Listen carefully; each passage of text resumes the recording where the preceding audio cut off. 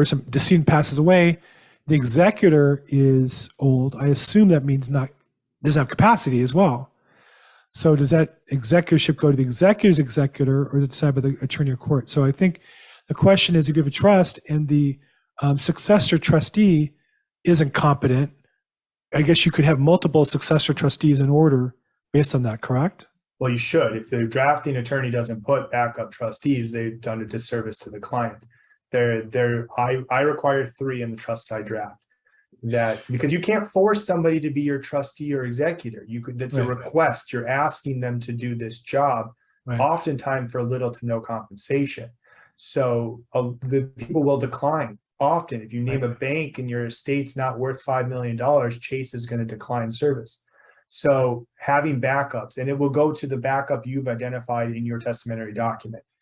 If grandpa passes away and his son is primary and the grandson secondary, but son has not got capacity or unwilling or unable to serve, then it would pass to the son, not to some other agent that was listed under the son's testamentary documents. So we don't worry about his estate at this time. We worry about the grandpa's estate. So whichever estate we're truly dealing with, their testamentary wishes hold.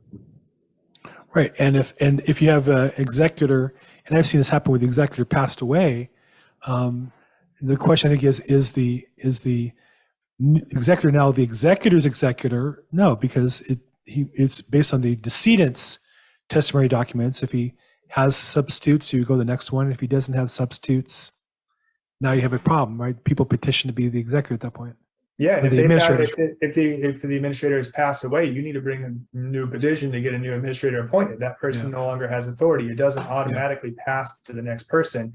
You have to get a court approval, a court appointment for that position. And so you're almost back at ground one. We have one of those cases where in our process of petitioning for appointment, between appointment and letters being issued, the client passed away. And so it happens. We're essentially doing a double probate now, because we have to administer the primary estate, get a new representative appointed, and then before we can make final distribution, we have to have this secondary estate open to receive their inheritance, because it's vested. If they've outlived that person, their inheritance is vested, and then we have to basically do a double probate. Oh, 2 cases there. Yeah.